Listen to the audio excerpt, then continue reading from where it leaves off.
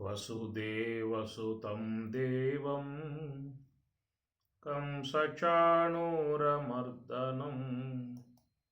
దేవకీ పరమానందం కృష్ణం వందే జగద్గురుం కృష్ణం వందే జగద్గురుం.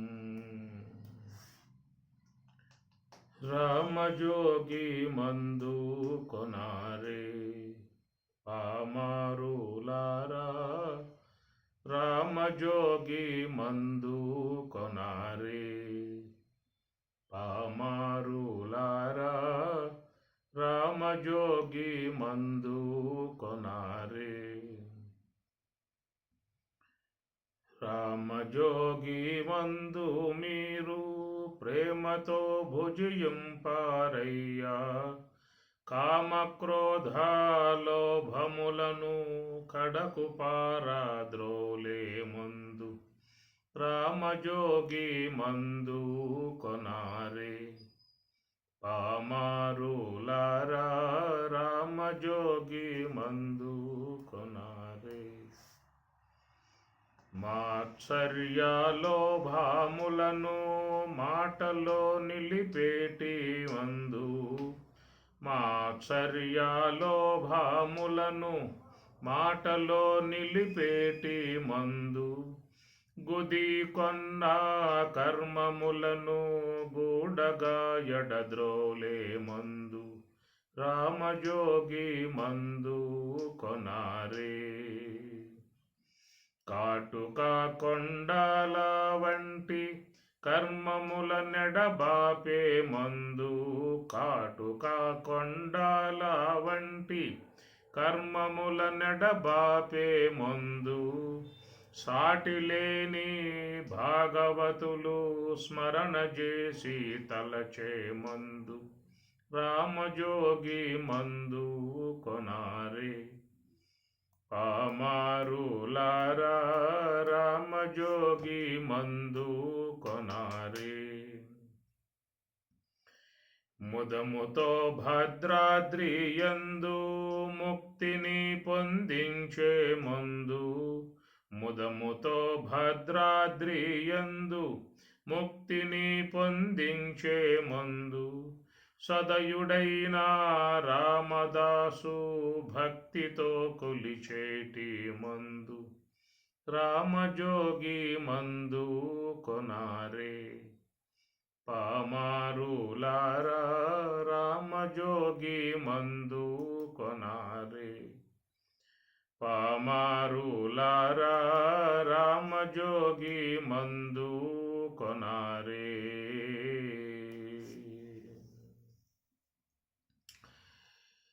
ఈశావాస్యోపనిషత్తు తదే జతి తన్నై జతి తద్దూరే తద్వదంతికే తదంతరస్య సర్వస్య తదు సర్వస్యాస్య బాహ్యతః.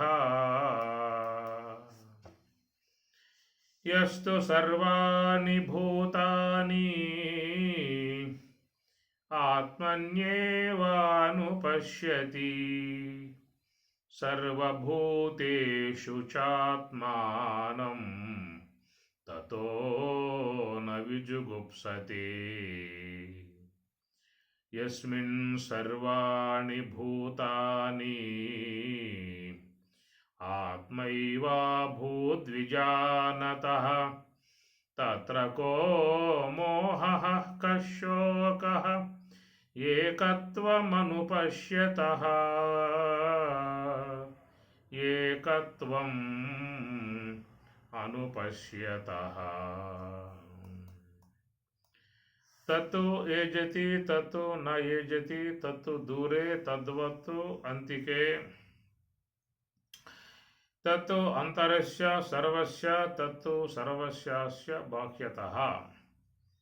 తత్ అనేటువంటి పదము బ్రహ్మమును సూచిస్తుంది.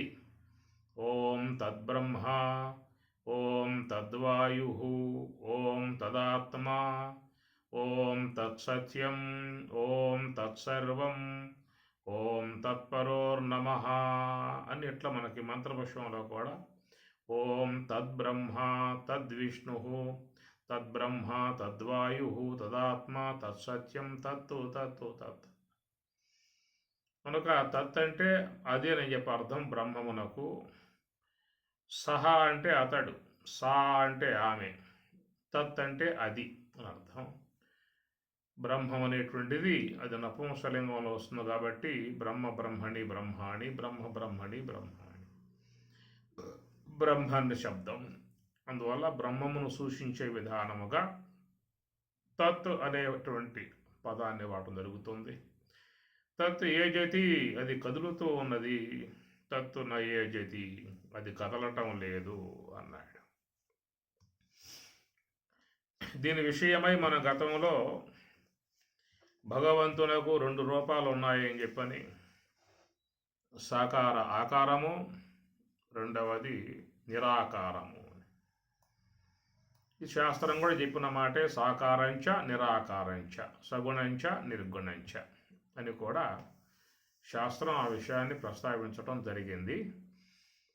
దాని విషయంలో మనం గతంలో ఈ విషయం మీద అది సాకారమై ఉన్నటువంటి విశ్వరూపాకారముగా, మరి భగవంతుడు జగదాకారముగా తానే ఉన్నాడు. స్వరూపత సచ్చిదానందమై తానే ఉన్నాడు. కాబట్టి జగదాకారముగా ఉన్న విషయంలోనేమో తత్తు ఏజతి అది కదులుతూ ఉన్నది అనే మాటగా చెప్పడం జరిగింది. సచిదానందమై ఉన్నటువంటి బ్రహ్మము అది కదిలే విధానంగా కాకుండా అధిష్టాన స్వరూపముగా అది కదలటం లేదు అనేటువంటి మాటగా చెప్పటం జరిగింది. కనుక భగవంతుడు సాకారము నిరాకారము అని ఈ ప్రకారంగా మనకి పెద్దలు చెబుతున్నటువంటి విధానము. మరి అవతార విధానంగా కూడా ఆ యొక్క భగవంతుడే ఈ లోకంలోకి సాకార ఆకారముగా వస్తున్నటువంటి విషయముగా మన భగవద్గీత బోధిస్తూ ఉన్నది. అజోపి సన్నవ్యయాత్మా భూతానాం ఈశ్వర అపి సన్ ప్రకృతిం స్వాం అధిష్ఠాయ సంభవామి ఆత్మమాయయా. అజహ అపి అన్నాడు. అజహ అంటే పుట్టుక లేనివాడను, నాకు జన్మలనేటువంటివి లేవు అన్నాడు. అజహ నేను పుట్టుక లేనివాడను. అజహ అపి పుట్టుక లేనివాడనై ఉన్నప్పటికీ కూడా అని అర్థం. భూతానాం ఈశ్వర అపి సన్ సమస్త భూతములకు అధినాయకుడును అయి ఉన్నప్పటికీ కూడా మరి ఈ లోకంలోకి నేను వస్తున్నాను. ప్రకృతిం స్వాం అధిష్ఠాయ నా యొక్క స్వకీయమై ఉన్నటువంటి ప్రకృతిని ఆధారంగా చేసుకుని సంభవామి ఆత్మమాయయా ఇన్ని ప్రకారముగా సంభవామి లోకంలోకి వస్తూ ఉన్నాను. నేను కూడా దేహం ధరించి ఈ లోక వ్యవహారంలో పాల్గొంటూ ఉన్నాను. బహూని మే వ్యతీతాని జన్మాని తవ చార్జున తాని అహం వేద సర్వాణి నత్వం వేత్త పరంతప. అర్జున త్వం నీకు, మే నాకు, బహూని జన్మాని వ్యతీతాని నీకు అనేక దేహాలు వస్తూ ఉన్నాయి, నాకు అనేక దేహాలు వస్తూ ఉన్నాయి అన్నాడు. ఈ ప్రకారంగా మరి మనం గతంలో చెప్పుకున్నట్లుగా నేను అన్నప్పుడు స్వరూపత చూసినట్లయితే ప్రత్యేగాత్మ, ఆ ప్రత్యేగాత్మ బ్రహ్మము యొక్క అవిభాజ్యమై ఉన్న స్వరూపం. ప్రత్యేగాత్మగా ఉన్నటువంటి యొక్క నేను కదలటం లేదు, నయే జతి కదిలేవాణ్ణి గాను. కానీ ఆ నేనే ఈ నామరూపాత్మకమై ఉన్నటువంటి దేహముతో తాదాత్మ్యమును చెందాను కాబట్టి నేను కదిలేటువంటి వాడుగా ఉన్నాననే విషయాన్ని మనం గతంలో ఈ త్వంపద విషయంలో చెప్పుకోవడం జరిగింది. ఎందుకంటే ప్రత్యక్షంగా ఉన్నటువంటి యొక్క అంశాన్ని చూసినప్పుడే మనకు పరోక్షముగా ఉన్నటువంటి విషయం గోచరించే అవకాశం ఉన్నది. అందువల్ల భగవద్ విషయంలో సాకారత్వాన్ని చాలామంది అంగీకరించారు. బ్రహ్మ సమాజం లాంటి వాళ్ళు నిరాకారత్వమును మాత్రమే అంగీకరించే విధానం ఉంటుంది. కానీ ఇక్కడ చూసినట్లయితే తత్తు అనే పదముతో తత్తు ఏ జతి ఆ బ్రహ్మమే కదులుతూ ఉన్నది, తత్తు ఆ బ్రహ్మము నా ఏ జతి కదలటం లేదు. మరి ఈ ప్రకారంగా చెప్పినప్పుడు కేవలం బ్రహ్మం అనేటువంటి కదిలేటువంటిది కాదు అనేటువంటి విషయముగా స్పష్టతగా శాస్త్ర విషయాలలో ఉన్నప్పుడు మరి తత్ అనే పదం వాడి అది కదులుతున్నది అని చెప్పి ఎందుకు చెప్పాల్సి వచ్చింది ఇక్కడ? శృతిమాత మరి ఈ విషయాన్ని ప్రస్తావిస్తూ ఉంది కాబట్టి మనం దాన్ని గమనించి చూసినట్లయితే సాకారముగా ఆయనే, నిరాకారముగా ఆయనే అనే విధానములో సాకారముగా నీవు, నిరాకారముగా నీవు, సాకారముగా అహంకారము, సాకారముగా అహం నేను, నిరాకారముగా అహం నేను, అందరం కూడా ఇట్లాగే ఉన్నాం. అందరి యొక్క స్వరూపము సాకారమై ఉన్నది, నిరాకారమై ఉన్నది. ఈ ప్రకారంగా మరి భగవద్ విషయం చూసినట్లయితే ఆయన కూడా మరి అజహ ఆపి నాకు పుట్టుకయే లేదు. బ్రహ్మానికి పుట్టుక ఏముంటుంది? అజహ అపి పుట్టుక లేనివాడనై ఉన్న విషయం ఒకటి.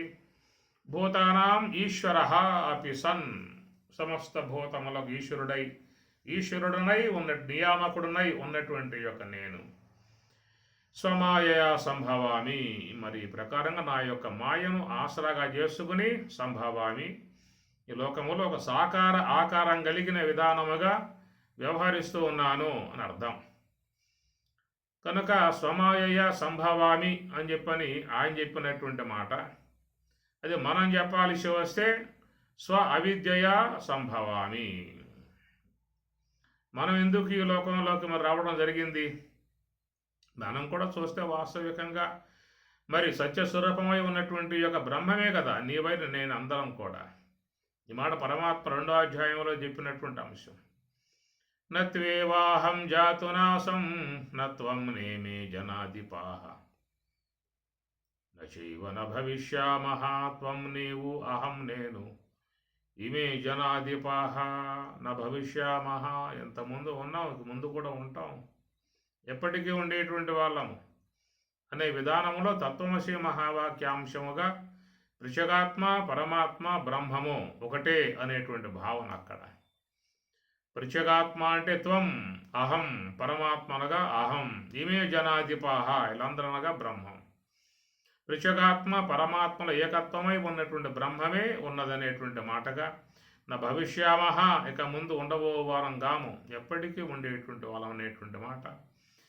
అది స్వరూప భావనను బట్టి చెప్పినటువంటి యొక్క అంశం. అది దేహ భావనతో చెప్పే విషయం కాదు కదా. ఇంతకు ముందు ఉన్నాము, ఇక ముందు ఉంటాము అని దేహాన్ని బట్టి చెబుతామా? కాబట్టి ప్రకారముగా మరి అది ఆ మాట చెప్పిన విధానం ఏంటి? స్వరూప విధానంలో చెప్పాడు. నీవు నేను ఇమే జనాధిపాహ, అందరం కూడా ఎప్పటికీ ఉన్న వాళ్ళము అనేటువంటి మాట బ్రహ్మమునకు వర్తిస్తుంది. మరి ఆ విధంగా బ్రహ్మమై ఉన్నటువంటి యొక్క నీవు నేను ఇమే జనాధిపాహ అందరము బ్రహ్మమై ఉండగా మరి ఇవేమిటి?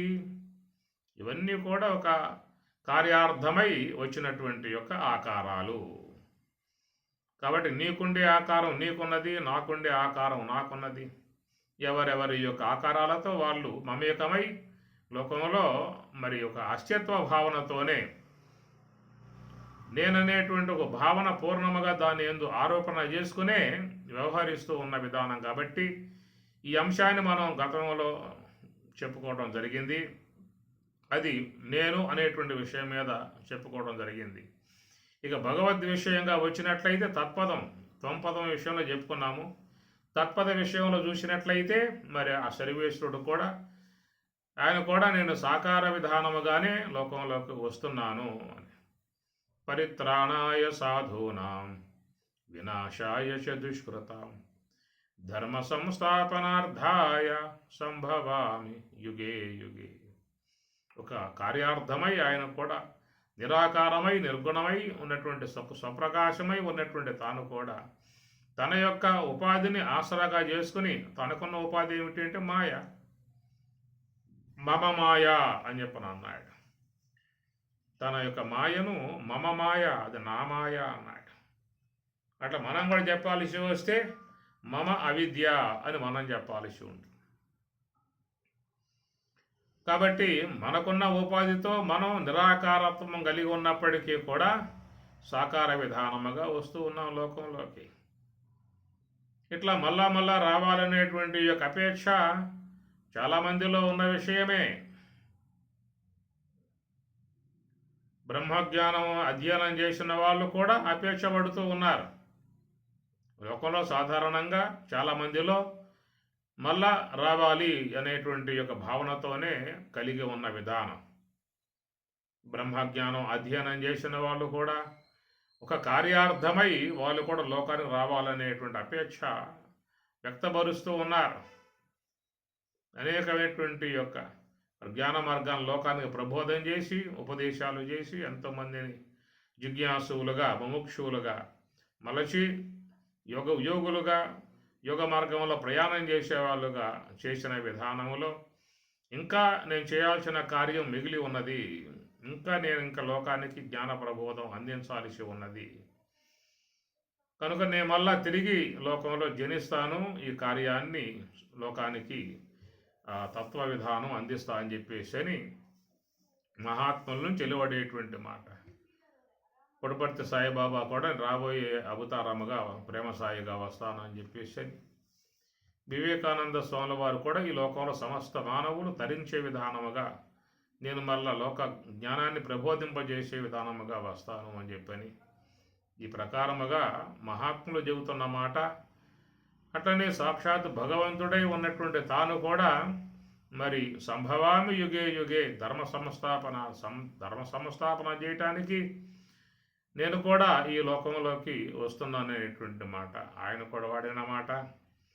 అదే ప్రకారం పరమశివుడు కూడా శివావతారముగా శంకరుడు లాంటి వాళ్ళ విధానముగా వచ్చిన విధానం. ఈ విధంగా వచ్చినంత మాత్రంతో లోన ఉన్నటువంటి స్వరూపానికి విఘాతం అయ్యేదేమి లేదు. అయితే స్వచ్ఛందముగా వారు లోక హితార్థమై రావటం అనేటువంటి విషయం మనం వాళ్ళ మాటల్లో చూస్తూ ఉన్నాం. ఆ ప్రకారముగా వచ్చినప్పుడు సాకారత్వం కలిగి ఉంటారు. ఆ సాకారం గనక తొలగిపోయిందా అంటే నిరాకార స్వరూప విధానములో ఉండేటువంటి స్థితి అని అర్థం. ఇట్లా సాకారంచ నిరాకారంచ సగుణంచ నిర్గుణంచ అన్నటువంటి వేదవాక్యం అనుసరించి ఇక్కడ తత్ ఏజతి తత్ నయేజతి అనేటువంటి విధానముగా అట్టి ఆ భగవంతుడు మరి సాకార విధానముగా అవతరిస్తూ ఉన్నటువంటిది.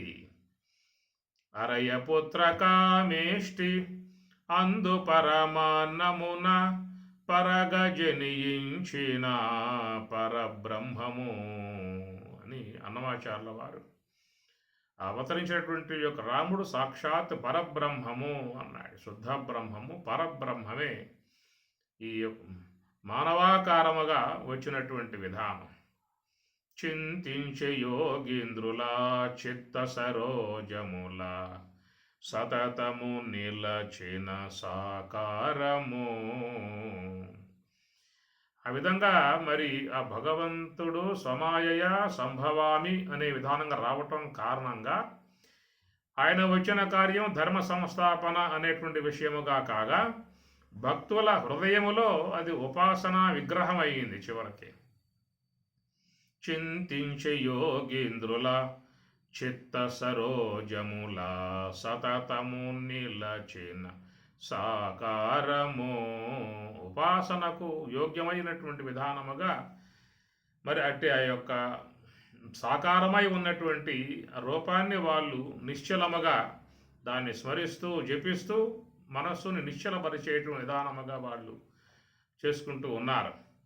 ఎందుకంటే మనస్సును నిలపటానికి నిరాకార నిర్గుణ పరబ్రహ్మతత్వాన్ని మనస్సును నిలపడానికి అవకాశం లేదు. అందువల్ల సాకారమై ఉన్నటువంటిది కాబట్టి దాన్ని యోగులుగా ఉన్నటువంటి వారు మనస్సు లోపల హృదయమునందు ఆ విధముగా దాన్ని నిలుపుకుని మనస్సుని తదేకంగా నిశ్చలముగా చేసుకునే విధానంగా ఉపాసిస్తూ ఉన్నటువంటి విధానము. వేదాంతములందు విజ్ఞాన శాస్త్రములందు పాదుకొన బలికేటి పరమార్థము. బొదితో శ్రీ వెంకటాద్రి వంచి విజయనగరాన ఆదికి అనాది అయిన అర్చావతారము. భక్తులుగా ఉన్నటువంటి వారికి ఇది అర్చావతారము అన్నారు. అర్చ అంటే పూజించుకునే విధానముగా సామాన్యులుగా ఉన్నటువంటి వారు కేవలం భక్తి భావన కలిగి ఉన్నటువంటి వారు వారికి మనస్సును ఓదార్పు చేసుకోవటానికి మంచిగా ఎదురుగా పెట్టుకొని ఆరాధించుకోవటానికి యోగ్యముగా ఉన్న విధానం అయింది ఆ స్వామివారి యొక్క అవతారము. ఆయన అవతార విశేషము ధర్మ సంస్థాపన అన్నాడు. అలాంటి యొక్క వచ్చినటువంటి యొక్క ఆకారం భక్తులకు ఉపాసనాత్మకము, యోగులకు ఉపాసనాత్మకమైంది, భక్తులకు సాకార విధానములో అర్చన అంశముగా అయిందన్నమాట. కాబట్టి ప్రకారముగా మరి ఉపాసించేటువంటి వారికి, అర్చించుకునేటువంటి వారికి ఒక సాకార ఆకారం లేని పక్షంగా ఉన్నట్లయితే వారు మరి దైవ భావన ఎలా చేయగలిగే అవకాశం ఏర్పడుతుంది. ప్రాథమిక స్థాయిలో మానవులకు భక్తి భావన పెంపొందింపజేసుకోవాలని చెప్పన్నట్లయితే వారికి సాకారం అనేటువంటిది ఎంతో ఆవశ్యకత కలిగి ఉన్నది. తత్వ జిజ్ఞాస కలిగి తత్వశాస్త్రాధ్యయనం చేసి మరి ఆ తత్వ విధానములో నిరాకార నిర్గుణ పరబ్రహ్మ తత్వాన్ని అధ్యయనం చేసినటువంటి వారు, గురువు ద్వారా ఉపదేశాన్ని పొందినటువంటి వారు మనస్సు నిశ్చలపరిచి నిర్గుణ మార్గంలో నిరాకార మార్గంలో ప్రయాణం చేసే విధానం వెళ్ళిపోతున్నారు. వాళ్ళకి మంచి ఒక చక్కటి సాత్వికము, చక్కటి సంస్కారము ఇవన్నీ ఉన్నాయి కాబట్టి వాళ్ళకి తోడై మరి వాళ్ళు ఎలాంటి ఇబ్బందులు లేకుండా ప్రయాణం చేస్తున్నటువంటిది.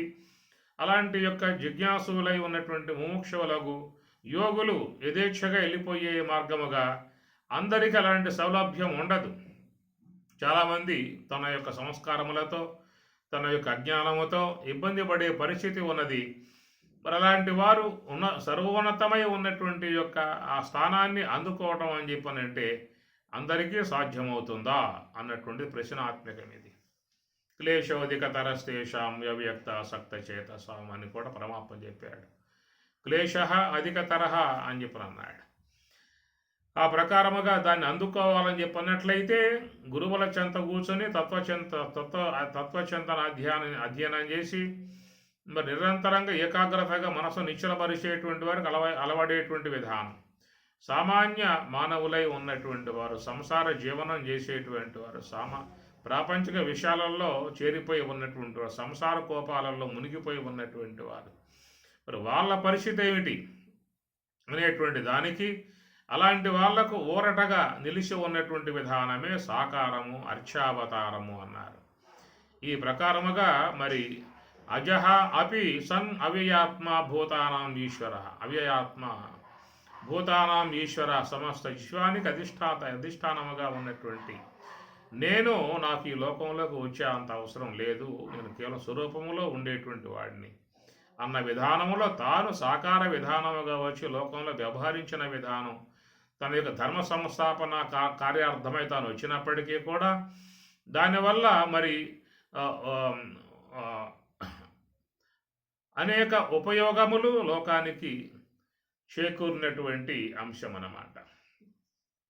ముఖ్య ప్రయోజనము, అవాంతర ప్రయోజనములు అని చెప్పి అన్నట్లుగా ముఖ్య ప్రయోజనం ఏంటంటే తాను ఈ లోకాన్ని నిర్మాణం చేశాడు కాబట్టి ఆ లోక స్థితిగతులను కాపాడుకునేటువంటి యొక్క విధానం ఆ భగవంతునికే ఉంటుంది అనేటువంటి విషయం. ఎందుకంటే ఈ యొక్క సాకారాత్మకమై ఉన్నటువంటి యొక్క విశ్వాన్ని నిర్మించింది మనం కాదు, దానికి ఎలాంటి కర్తలం మనం కావు, దాని విధానం అంతా భగవంతుని విధానములో ఏర్పడి ఉన్నది కాబట్టి దాని స్థితిగతులు కూడా ఆయనే చూసుకోవాల్సి ఉంటుందనేటువంటి విషయంలో మరి స్వామివారు ప్రధానంగా వచ్చేటువంటి యొక్క అంశాన్ని ఆయన గారు చెప్పేశాడు. పరిత్రాణాయ సాధూనాం వినాశాయ చ దుష్కృతాం ధర్మ సంస్థాపనార్థాయ, ఇది ఆ స్వామివారి యొక్క కార్యములు అన్నమాట. దాని నిమిత్తముగా ముఖ్య ఉద్దేశముగా రాగా అది ముఖ్య ప్రయోజనమై ఉండగా అవాంతర ప్రయోజనాలు ఏమిటని చెప్పనంటే సామాన్యులై ఉన్నటువంటి వారు, అజ్ఞానములో మునిగి ఉన్నటువంటి వారు, విషయాలకు లోబడి ఉన్నటువంటి వారు, అనేక సమస్యలతో బాధలతో దుఃఖాలతో అలమటించేటువంటి వారు మనసులను ఊరట పరచి ఒక భక్తి భావన పెంపొందింపజేయబడి వాళ్ళల్లో మంచి సంస్కారము, మంచి ఆచరణాత్మక వ్యక్తిత్వపు సంబంధ మార్పులు రావటానికి ఒక భక్తి అనేది చాలా ఉపకరించేటువంటి యొక్క అంశం. భక్తి అనేది మానవునిలో మానవతా విలువలను పెంపొందింపజేస్తాయి, మనిషిని మంచి మార్పులు నడిపింపజేస్తాయి. భగవంతుడు ఉన్నాడనేటువంటి ఒక భావనతో భయభ్రాంతులకు గురై మరి మంచి మార్గంలో పోవటానికి అతని యొక్క జీవితాన్ని మలుసుకునే అవకాశం కూడా ఏర్పడుతుంది. ఇవన్నీ కూడా లోకంలో మానవులకు ఏర్పడేటువంటి అవాంతర ప్రయోజనాలు. స్వామి చెప్పింది ఏంటంటే ముఖ్య ప్రయోజనము పరిత్రాణాయ సాధూనాం వినాశాశు దుష్కృతాం ధర్మ సంస్థాపనార్థాయ సంభవామి వస్తూ ఉన్నాను.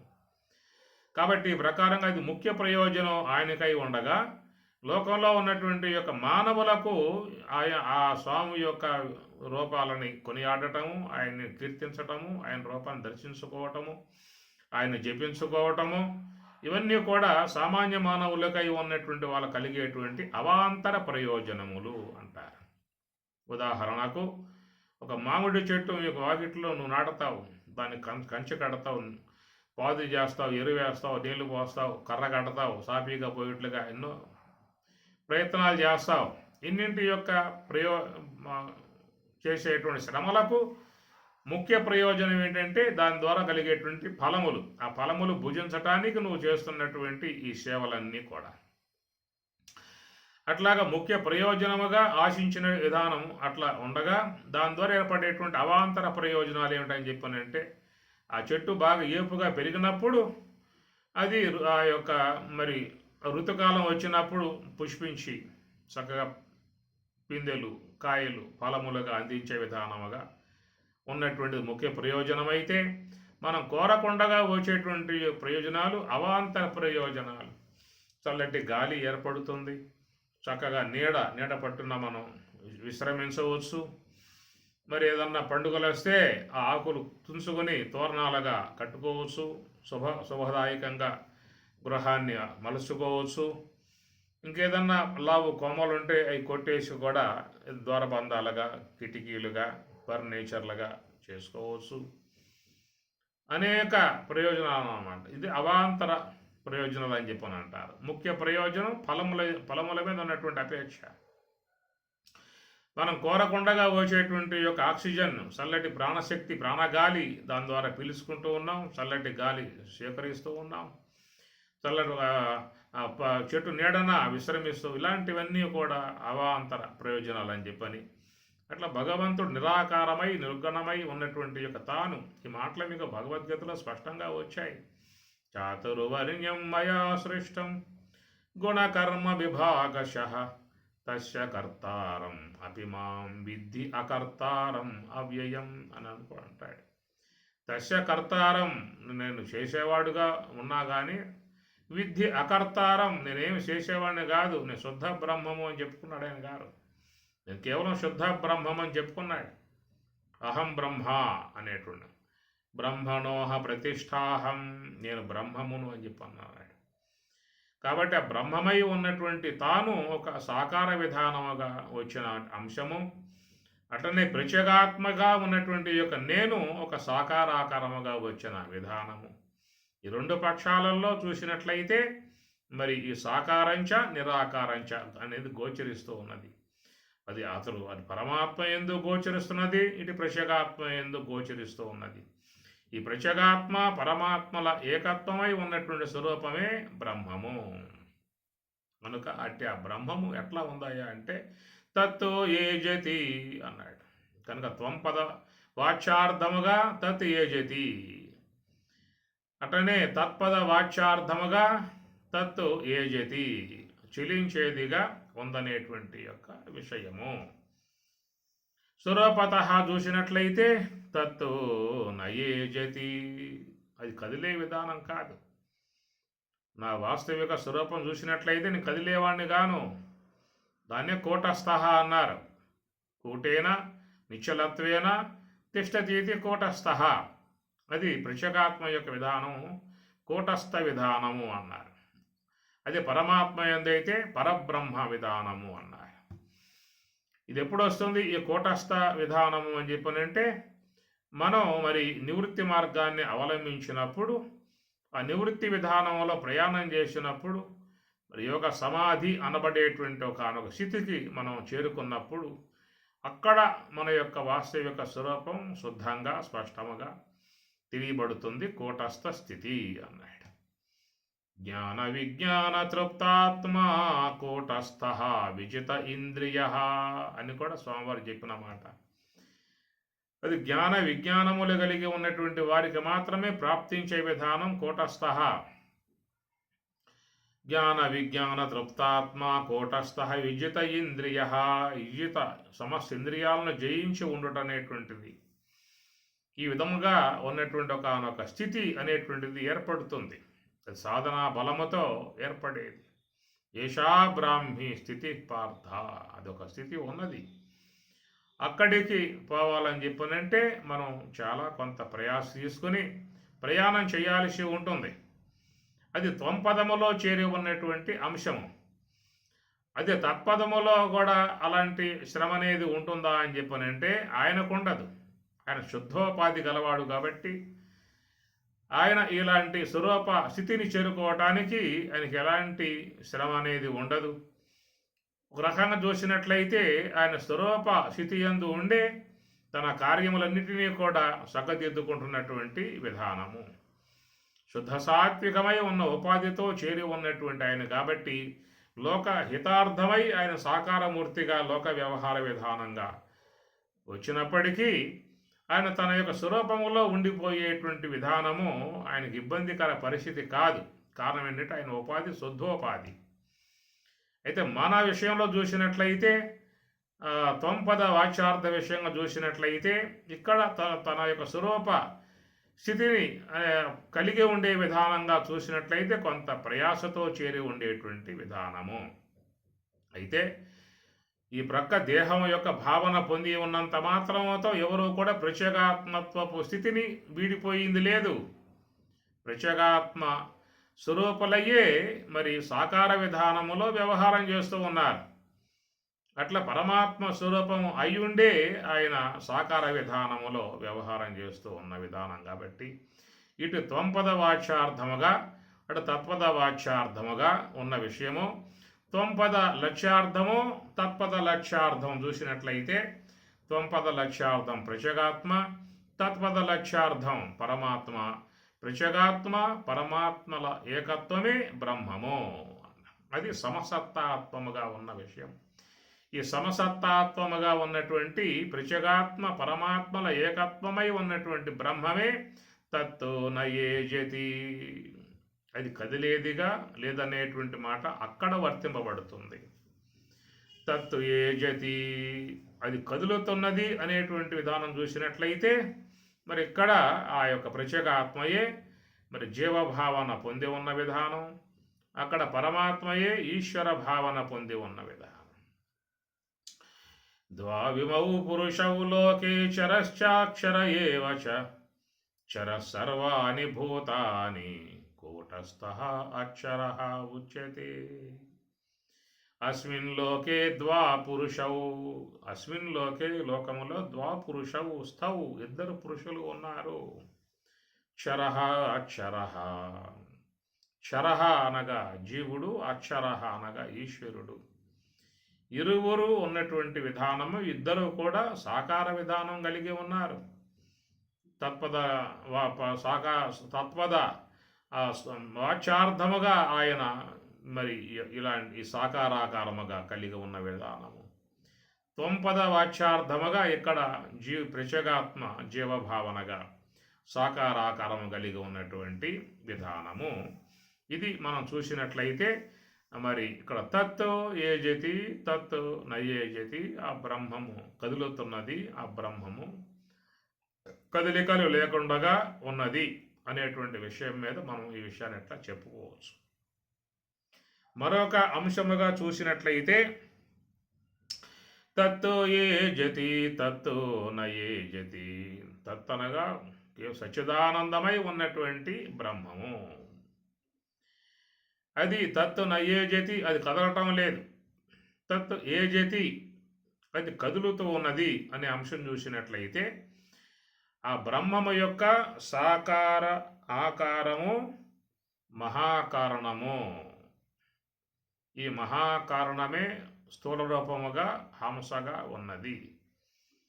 కనుక ఈ హంసను సాకార పరమాత్మగా పోలుస్తున్నటువంటి విధానం. గమాగమస్తం గమనాదిశూన్యం చిద్రూపదీపం తిమిరాపహారం యస్యామిదం సర్వజనాంతరస్థం నమామి హంస పరమాత్మరూప. ఓ హంస, నువ్వు పరమాత్మ యొక్క స్వరూపము అన్నారు. వాయో త్వం ఏవ ప్రత్యక్షం బ్రహ్మాసి త్వాం ఏవ ప్రత్యక్షం బ్రహ్మ వదిష్యామి. త్వాం ఏవ, నీవే ప్రత్యక్షముగా కానవచ్చేటువంటి బ్రహ్మ వదిష్యామి, బ్రహ్మముగా వదిష్యామి, పలుకుతూ ఉన్నాను అన్నాడు. సత్యం వదిష్యామి, సత్యం వదిష్యామి, ఋతం వదిష్యామి, సత్యం వదిష్యామి, ఋతం వదిష్యామి, సత్యం వదిష్యామి, వదిష్యామి. నీవే ఋతం సాకారంగా ఉన్నావు, నీవే సత్యం నిరాకారంగా ఉన్నావు. కనుక సాకార విధానముగా చెప్పినప్పుడు దాన్ని ఋతం అని చెప్పని అంటారు. నిరాకార విధానంగా చెప్పినప్పుడు అదే సత్యం అనే మాట వాడతాం. ఋతం వదిష్యామి, సత్యం వదిష్యామి. కనుక ఈ ప్రకారముగా సాకారముగా ఉన్నటువంటి బ్రహ్మముగా ఈ శ్వాస పరమాత్మ రూపముగా వేదం చెబుతున్నటువంటి మాట. అందువల్ల భగవంతుడే ఈ రూపకముగా మహాకారణ రూపకముగా తాను సాకార ఆత్మమును ఏర్పడి ఉన్న విధానము. మహాకారణము దాన్ని ఓంకారముగా కూడా చెప్పే విధానం. ఆ మహాకారణమే అర్ధమాత్ర అని అర్థం. అర్ధమాత్ర అక్షరా నిత్య, అర్ధమాత్రయే అక్షరము అన్నారు. అది పరబ్రహ్మముగా చెప్పే మాట. పరం బ్రహ్మము అన్నప్పుడు శుద్ధ బ్రహ్మము చెప్పాల్సి వస్తుంది. పరం బ్రహ్మ నిత్యం తత్ ఏవ అహం అస్మి అని శంకరుడు నిషేధే కృతే నేతి నేతీతి వాక్యైః సమాధిస్థితానాం యదా భాతి పూర్వం పూర్ణం అవస్థాత్రయాతీతం అద్వైతం ఏకం పరం బ్రహ్మ నిత్యం. ఇవన్నీ ఏర్పడాలి. ఇవన్నీ ఏర్పడగలిగితే దాన్ని చెప్పే మాట పరం బ్రహ్మ అనే మాట పాడబడుతుంది అక్కడ. అవస్థాత్రయ అతీతం, అవస్థాత్రయానికి అతీతుడై ఉన్నటువంటి స్థితిలో ఎట్లా ఉన్నాడంటే పరం బ్రహ్మము అన్నారు. మరి ఇక్కడ అవస్థాత్రయమునకు లోబడి ఉన్న విధానములో మనలో ఉన్నటువంటి మహాకారణము అది ఓంకారాత్మికము. ఆ ఓంకారమే భగవంతుని యొక్క సాకార ఆకారము. అది భగవంతుని సాకారముగా చెప్పాల్సి వస్తే ఓంకారం, ఓమిత్యేకాక్షరం బ్రహ్మ వ్యాహరన్వాం అనుస్మరన్ యః ప్రయాతి జయందేహం సయాతి పరమాం గతిం అని పరమాత్మ చెప్పిన మాట. ఓమిత్యేకాక్షరం బ్రహ్మ వ్యాహరన్ అన్నాడు. ఓం ఇది, ఓం అనేటువంటిది ఏకాక్షరం అనేటువంటిది పరబ్రహ్మం, శుద్ధ బ్రహ్మము యొక్క సాకార ఆకారం. ఓమితి ఏతదక్షరం తస్యోపవ్యాఖ్యానం భూతం భవద్భవిష్యతి సర్వం ఓంకారః ఏవని మనకి మాండూక్యంలో ఓమితి ఏతదక్షరం తస్య ఉపవ్యాఖ్యానం, తస్య దాని గురించి ఉపవ్యాఖ్యానం మీకు చెప్పబోతూ ఉన్నాను. భూతం భవద్భవిష్యతి సర్వం ఓంకారః, భూతం భవద్భవిష్యత్, భూతం భవద్భవిష్యత్ మొత్తం కూడా ఆ ఓంకారమే అనేటువంటి విధానంగా చెప్పుకొస్తాడు. అంటే ఆ ఓంకారం మనలో మహాకారణముగా ఉండగా ఆ మహాకారణాత్మికమై ఉన్నటువంటి ఆ ఓంకారమే ఈ శ్వాస అనేటువంటిదిగా సాకార విధానముగా సంచారం కలిగి ఉన్నది. కాబట్టి ఈ సాకార విధానముగా సంచారము కలిగి ఉన్నటువంటిది ఏ భూతం భవద్భవిష్యతి సర్వం ఓంకారః అనగా ఈ కదిలేటువంటి యొక్క శ్వాసయే కాలం, కాలస్వరూపుడై ఉన్న విధానము. ఆ కాలస్వరూపుడై కదులుతూ సమస్త శరీరాలని ఆయన కదిలిస్తూ ఉన్నటువంటి విధానం.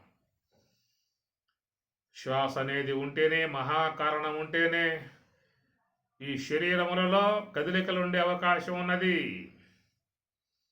20 తత్వాలుగా 25 తత్వ గోళకాలుగా ఉన్నటువంటి ఈ స్థూల దేహం కదలికలు కలిగి ఉన్నది ఏ పనంటే కదిలేటువంటి యొక్క శ్వాస ఆశ్రయములో ఉండటం కారణముగా ఈ దేహములో కదలికలు ఉన్నాయి. ఈ దేహమే కాదు విశ్వములో ఉన్నటువంటి 84 లక్షల రకాల జీవులు ఏదైతే ఉన్నాయో అన్ని జీవుల కదలికలు ఈ శ్వాస అనేటువంటి యొక్క పరబ్రహ్మము యొక్క కాలము యొక్క ఆశ్రయములో కదిలిపోతూ ఉన్నాయి. శ్వాస లేకుండా ఏ దేహమైన కదలికలు కలిగి ఉంటుందా అని చెప్పనంటే అవకాశాలు లేవు. చిన్న చిన్న శరీరాల నుంచి పెద్ద పెద్ద శరీరాల వరకు మృగములు కానీ మానవులు కానీ పక్షులు కానీ క్రిములు కీటకములు విశ్వములు ఎన్ని జీవులైతే దేహములుగా కలిగి ఉన్నాయో అన్ని దేహములకు మరి ఈ శ్వాస అనేటువంటి యొక్క కాలం భూతం భవద్భవిష్యతి సర్వం ఓంకార అంతా కూడా ఓంకారాత్మకమ శ్వాసగా మహాకారణముగా ఉన్నటువంటి యొక్క తాను సమస్త శరీరాలకు కదలికలకు అది మూల కారణమై ఉన్నది. సమస్త శరీరముల బ్రతుకులకు కూడా అదే కారణమై ఉన్నది.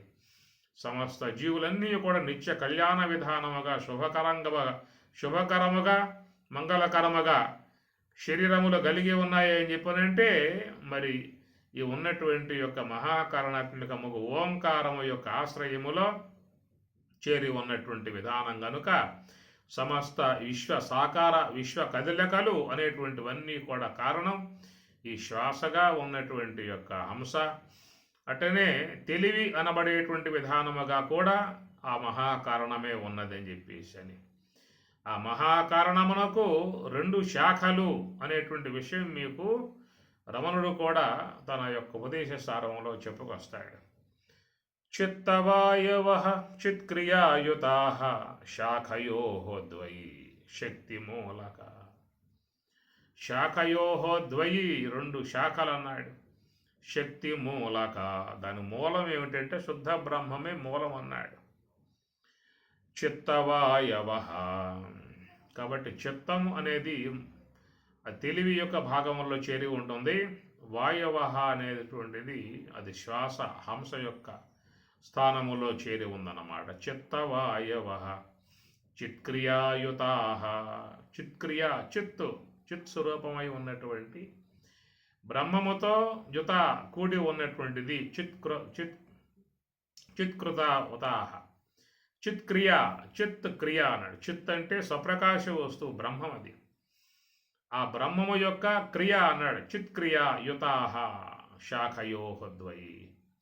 ఈ ప్రకారం మన యొక్క దేహం 2 శాఖలు కలిగి ఉన్నాయి. ఆ శాఖలను కొమ్మలు అనగా ఆలంబనం కలిగి ఉన్న దానిని శాఖ అని చెప్పని అంటారు. ఏమిటా ఆలంబనము అంటే మరి 20 తత్వాలు కలిగి ఉన్నటువంటి స్థూల దేహానికి 19 ముఖములు కలిగి ఉన్నటువంటి సూక్ష్మదేహానికి ఈ రెండింటికి కూడా ఆ 2 ఆధారంగా ఉన్నాయి. చిత్తవాయవ వాయువు, చిత్తమనగా తెలివనమాట. కాబట్టి దేహంని శ్వాస ధరించకపోయిందా అంటే ఆ పూటతో ఆ దేహం కాస్త శిథిలమైపోతుంది. అట్లనే తెలివి అనేది కూడా సూక్ష్మదేహాన్ని ధరించకపోయిందా అంటే తనలో వ్యవహారము లోపిస్తుంది, జడమైపోతుంది. స్థూల దేహమైతేనేమో శవమవుతుంది, సూక్ష్మదేహమైతేనేమో జడమవుతుంది అని. సూక్ష్మదేహం శవమవుతుందని చెప్పడానికి వీలు లేదు. ఈ శవ విధానము సూక్ష్మదేహమునందు చెప్పే అవకాశం లేదు. ఈ శవ విధానము స్థూల దేహమునందు మాత్రమే చెప్పటం జరుగుతుంది. అందువల్ల స్థూల దేహం వ్యవహరించాలన్నా సూక్ష్మదేహం వ్యవహరించాలన్నా చిత్క్రియాయుతాహ దాంతో చేరి ఉంటేనే అన్నాడు. కనుక ఈ ప్రకారముగా మరి మహాకారణము చిత్తు స్వప్రకాశ వస్తువు యొక్క అంశమై ఉన్నటువంటి ఏ మహాకారణం ఉన్నదో అట్టి ఆ మహాకారణం కదలికల వల్లే ఈ విశ్వములో సకల ప్రాణుల స్థూల సూక్ష్మ శరీరములు, గోళకాత్మిక స్థూల దేహములు కానీ ఇంద్రియాత్మిక సూక్ష్మదేహములు కానీ ఇవన్నీ కూడా వ్యవహారము కలిగి ఉన్నాయి అని చెప్పనన్నట్లయితే లోన ఉన్న మహాకారణమే అటు శ్వాసగా ఇటు తెలివిగా ఉన్నటువంటి విధానము నుంచే ఈ విశ్వ జగత్తంతా కూడా కదలికలు కలిగి ఉన్నది. కాబట్టి ఈ కదలికలు అనబడేటువంటివన్నీ కూడా లోన మహాకారణము యొక్క శ్వాస, తెలివి ఆ రెండింటి కదలికల కారణంగానే జగత్తులో ఒక చలన విధానం ఏర్పడింది కాబట్టి తత్తు ఏజతి, అది చెలిస్తూ ఉన్నటువంటి విధానము. మహాకారణ విధానములో అది ఓంకారము అని చెప్పాలి. అక్కడ తత్ అనే మాట, తత్ ఏజతి అంటే ఓంకారం అని. అట్టి ఆ ఓంకారమే మహాకారణ స్వరూపముగా ఉందని, అట్టి ఆ మహాకారణమే ఇటు శ్వాస స్థూలముగా శ్వాస, సూక్ష్మముగా తెలివిగా ఉండి ఈ సమస్త విశ్వములో ఉన్నటువంటి అందరి స్థూల దేహాలు, అందరి సూక్ష్మ దేహాలు కదలటానికి మూల కారణమై ఉన్నటువంటిదిగా ఉన్నటువంటి ఆ మహాకారణాన్నే భూతం భవత్ భవిష్యదితి సర్వం ఓంకార. ఆ ఓంకారం అనగా మహాకారణమే. అది మరి కాలము అన్నారు. కదలికలు కలిగి ఉన్నటువంటి యొక్క కాలము, కల విక్షేపే, దాని కాలము శ్వాసయే కాలము. శ్వాస ఉంటే కాలం ఉన్నట్లు, శ్వాస ఆగిందా అంటే ఆ పూటతో కాలం తీరినట్లు. అది కాలం తీరిపోయిందయా అంటారు. కాబట్టి ప్రకారముగా కాలుడై సమస్త శరీరాలను చక్కగా వ్యవహరింపజేసే విధానంగా ఉండటం కారణంగా ఆ మహాకారణమునే సాకార ఆకారముగా, ఆ ఓంకారమునే సాకార పరబ్రహ్మముగా ఉంది. కాబట్టి తత్తు ఏజతి తత్తు నయేజతి, రెండు అంశములు కూడా ఆ బ్రహ్మమునందే ఉన్నది. అయితే మరి ఎవరైతే ఓంకారమును ఆ బ్రహ్మములో విలీనం చేస్తారో వాళ్ళు మాత్రమే తత్తు నయేజతి, కదిలే విధానం లేకుండా ఉన్నటువంటి కూటస్థ స్థితి, బ్రాహ్మీ స్థితి అన్నమాట. ఆ బ్రాహ్మీ స్థితిలో అక్కడ ఏముందాయా అంటే తత్తు నయేజతి, అది కదిలేటువంటి యొక్క విధానం ఇక లేదిక. ఎక్కడ ఉన్నప్పుడు? యోగ సమాధిని పొంది ఉన్నప్పుడు. దాన్ని తురియ అతీతము అన్నారు. తురియము, తురియ అతీతము. ఈ తురియమును సవికల్ప సమాధి అన్నారు. తురియాతీతమును నిర్వికల్ప సమాధి అన్నారు. ఈ మాటలు మనకి పతంజలి యోగ శాస్త్రంలో వస్తాయి. అట్లా సవికల్ప సమాధి, నిర్వికల్ప సమాధి, సవిశేష సమాధి, నిర్విశేష సమాధి, సబీజ సమాధి, నిర్బీజ సమాధి అనే విధానముగా రెండు. సబీజము అంటే ఈ సమస్త స్థూల సూక్ష్మ దేహాలకు వ్యవహారానికి హేతువై ఉన్నటువంటి మహాకారణమే. అది బీజమాత్రముగా ఉన్నది కాబట్టి అలాంటి మహాకారణ స్థలమునందు తురియమునందు ఉన్నటువంటి విధానము సబీజ సమాధి అన్నారు. ఎప్పుడైతే ఆ యొక్క మహాకారణం కూడా ఓంకారము కూడా బ్రహ్మములో లీనమవుతుందో ఆ బ్రహ్మములో లీనం కావటాన్ని ప్రణవాతీత స్థితి అన్నారు. దాన్నే నిర్బీజ సమాధి అని చెప్పి అన్నారు.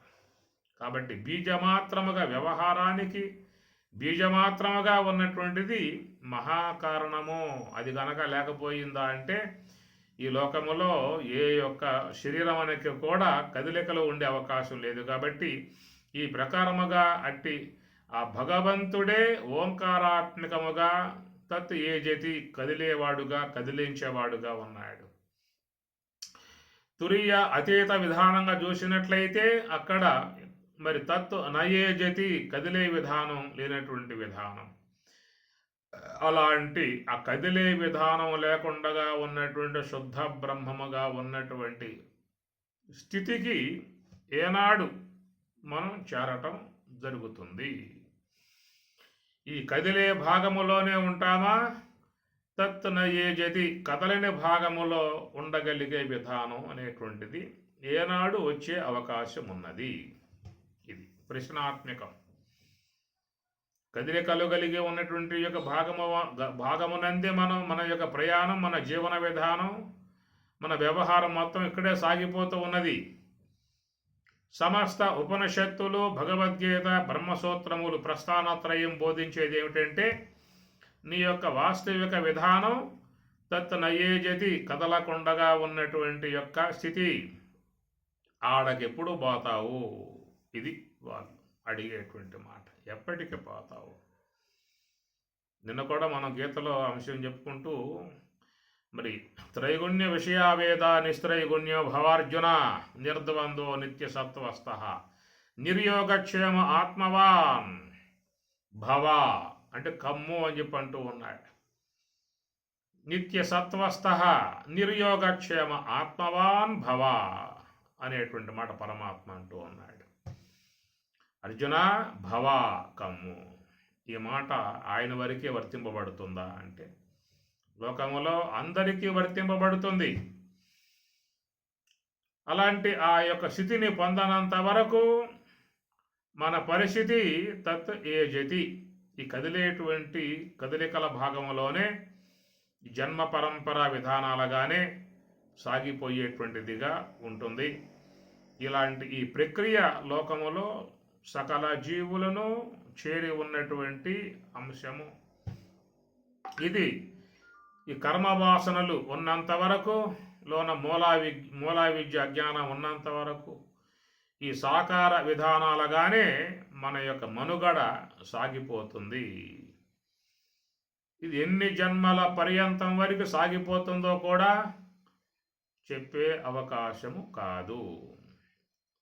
అనంత కోటి జన్మలు సాగిపోయే విధానములో కదలిక లేని విధానముగా సత్తు చిత్తు ఆనందాత్మకముగా బ్రహ్మము యొక్క స్వరూప విధానముగా మనం ఉన్నా కానీ ప్రస్తుతానికి మనం విధానం అంతా కూడా తత్తు ఏజతి కదిలేటువంటి యొక్క భాగముల వైపుకే మన నడక సాగుతూ ఉన్నది.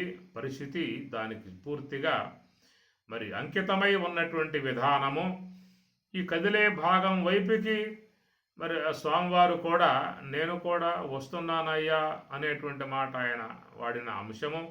నువ్వెందుకు వస్తున్నావు స్వామి, మాకి తప్పేదిగా లేదు ఎక్కడ, మేము కేవలం ప్రత్యేగాత్మ స్వరూపలమై ఉన్నామనే విషయం శాస్త్రం వక్కానిస్తూ ఉన్నా కానీ మాకు ఇక్కడ ఉన్న పరిస్థితిని బట్టి మేము కదిలే విధానం లేకుండా చేసుకోవడానికి మాకు చాలా శ్రమతో కూడిన విధానము. ఒకవేళ అలాంటి యొక్క తత్ ఏజతి కదిలేటువంటి యొక్క అంశము నుంచి బయటపడాలనేటువంటి యొక్క ఉద్దేశం ఉన్నప్పటికీ కూడా దానికి అంత తేలిగ్గా ఇక్కడ కొంచెం వ్యవహార విధానములో సానుకూలత లేదు. మరి నువ్వెందుకు ఈ స్థానానికి రావటం అనేటువంటిది అని అన్నట్లయితే ఆయన తన విషయంలో నాకు కొంత వ్యవహార కార్యమున్నది, చక్కదిద్దాల్సిన అంశాలు కొన్ని ఉన్నాయి, దాని నిమిత్తంగా వస్తూ ఉన్నాను. నేను వచ్చినంత మాత్రంతో మీలాగా నేను ఇబ్బంది పడాల్సిన పరిస్థితి నాకు లేదనేటువంటిది అది తత్పద లక్ష్యార్థములో ఉన్నటువంటి అంశము. కాబట్టి ఆయనకు గాను ఈ కదలికల యొక్క విధానంలో వచ్చినా కానీ మరి ఆయన స్వరూప విఘాతానికి ఎలాంటి ఇబ్బంది అక్కడ లేదు. స్వరూప స్థాయిలో ఉండే తాను తన కార్యాన్ని నిర్వర్తింపజేసే విధానంగా ఉంటుంది. అయితే ఇక్కడ త్వంపద వాచ్యార్థములో చూసినట్లయితే ఇక్కడ ఈ యొక్క జీవ విధానములో అలవి కాని అంశముగా జీవులు మరి ఈ కదలికల యొక్క అంశమునందు మరి పోవాల్సిన పరిస్థితి ఉన్నటువంటి విధానం కనుక మరి ఆ బ్రహ్మము అనేటువంటిది ఇక్కడ ప్రత్యేగాత్మగా మన యందు, ఆ బ్రహ్మమే మరి ఈశ్వరుని యందు పరమాత్మగా అని చెప్పని ప్రత్యేగాత్మ పరమాత్మల ఏకమై ఉన్నటువంటి స్వరూపమే బ్రహ్మము. కనుక ఆ బ్రహ్మము ఎట్లా ఉన్నదనేటువంటి మాటగా చెప్తూ తత్ అనే పదము ఇక్కడ వాడాడు, తత్ అనే పదము అక్కడ వాడాడు. తత్ ఏజతి అన్న కోణములో ఇది చెప్పాడు, తత్ నయేజతి అనే కోణములో అది చెప్పాడు. పరమాత్మ యొక్క విషయంగా చూసినట్లయితే మరి స్వరూపత అందరూ కూడా ఒకటే చెప్పని కదా. 4వ సోపానములో 3వ సోపానములో మహావాక్యాలు బోధించిన విధానం ఇదే. అహం బ్రహ్మాస్మి అన్నాడు, అయం ఆత్మా బ్రహ్మ అన్నాడు. ఇవన్నీ కూడా మహావాక్యములు. అవాంతర వాక్యముల వేరు, మహావాక్యముల వేరు. అవాంతర వాక్యముల యందు కేవలం ఒక పరోక్ష సంబంధమై ఉన్నటువంటి ఒక భావన వచ్చేది మనకు అవాంతర వాక్యములు. కనుక ఉపనిషత్తులన్నీ కూడా అవాంతర వాక్యాలే, భగవద్గీత అన్నీ కూడా అవాంతర వాక్యములే. అట్ట మరి ప్రకరణ గ్రంథములు వివేక చూడమని, మహావాక్య దర్పణం, ఉపదేశ సాహసరి, వేదాంత పంచదశి, నైష్కర్మ్య సిద్ధి, ఇవన్నీ కూడా చూస్తే అవాంతర వాక్యములు. ఈ అవాంతర వాక్యములన్నీ కూడా బ్రహ్మ ప్రతిపాదన చేస్తూ ఉన్నాయి. మరి నీవెవరో మరి స్వరూప విధానం తెలియజేసే విధానముగా ఉన్నాయి. ఇలా చెప్పేటువంటివన్నీ కూడా అవాంతర వాక్య విధానముగా మానవునకు జ్ఞానోదయం కలగజేయడానికి ప్రయత్నం చేస్తూ ఉంటే, రెండవ పక్షంలో ఉన్నటువంటి మహావాక్యములు మరి ఇంతవరకు చెప్పుకొచ్చేటువంటి పరబ్రహ్మను కొనియాడుతూ ఉన్నాయి శాస్త్రాలు. ఆ పరబ్రహ్మమే, ఆ శుద్ధ బ్రహ్మమే నీవై ఉన్నావని చెప్పేసి అని సాక్షాత్ బోధ చేసే విధానమే మహావాక్యములు. తత్తో త్వం అసి, తత్ అనగా బ్రహ్మము, త్వం అనగా నీవు, అసి అయి ఉన్నావు అని. అయం ఆత్మ బ్రహ్మ, ఈ ఆత్మయే బ్రహ్మ, బ్రహ్మము అనే విషయముగా ఈ మహావాక్యాలన్నీ కూడా మరి ఆ బ్రహ్మము యొక్క స్వరూప స్థితి నీవు అని చెప్పనే మాటగా చెప్పుకొస్తూ ఉన్నాయి. దాని విషయంగా చూసినట్లయితే అందరం కూడా తత్తు నయేజతి, ఆ బ్రహ్మమే నేనై ఉన్నా, నీవై ఉన్నావు, అందరం అయి ఉన్నాం కాబట్టి తత్తు నయేజతి, కదిలేటువంటి విధానము కాగా ఆ స్వరూప విధానంలో లేదు. కానీ తత్ ఏజతి అనే విషయం చూసినట్లయితే మరి అక్కడ మరి ఈ జీవుడు జీవత్వమును పొంది ఉన్న విధానం, ఈశ్వరుడు ఈశ్వరత్వమును పొంది ఉన్న విధానం అనగా తత్పద వాచ్యార్థముగా జీవత్వము, తత్పద వాచ్యార్థముగా ఈశ్వరత్వము, త్వంపద వాచ్యార్థముగా జీవత్వము. ఈ కోణములో మరి ఆ బ్రహ్మమే కదలికలు ఉన్న విధానముగా వ్యవహారం ఉన్నటువంటి యొక్క విషయము. అలాంటి దాని నుంచి మనం తత్ నయేజతి అన్నటువంటి స్థాయికి మరి ప్రయాణం చేయాల్సిన విధానం శాస్త్రం మనకి బోధిస్తున్నది. ఈ సమస్త శాస్త్రములన్నీ కూడా ఈ అంశము కాడే నిలబడి ఉన్నాయి. వాడు చెప్పే జ్ఞానబోధ అంతా కూడా తత్ ఏజతి, కదలికలు కలిగి ఉన్నటువంటి యొక్క నీవు, కదలికలు లేకుండా ఉన్నటువంటి తత్ నయేజతి, కదలిక లేకుండా ఉన్నటువంటి ఆ బ్రహ్మము యొక్క స్థితికి నువ్వు చేరుకోవాలనేటువంటి విధానమే మనకు శాస్త్రంలో చెప్పేటువంటి యొక్క విషయము. టోటల్గా చూసినట్లయితే ఇది విన మరొక వాక్యం అనేటువంటిది లేదు. బ్రహ్మసూత్రములు కానీ, భగవద్గీత కానీ, ఉపనిషత్తులు కానీ అన్నీ బోధించే విషయం ఇదే.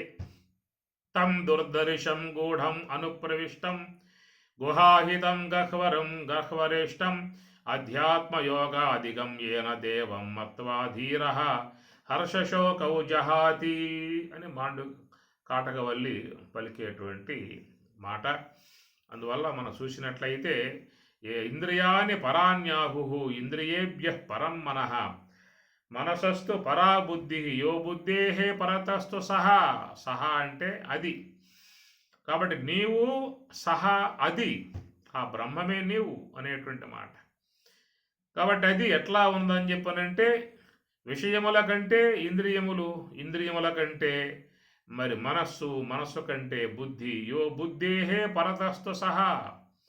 కాబట్టి యో బుద్ధేహే, ఏ యొక్క బుద్ధి అయితే ఉన్నదో ఆ బుద్ధి కంటే కూడా పరతః వేరుగా అతీతముగా ఉన్నటువంటి సహా అదే నీవు అనేది.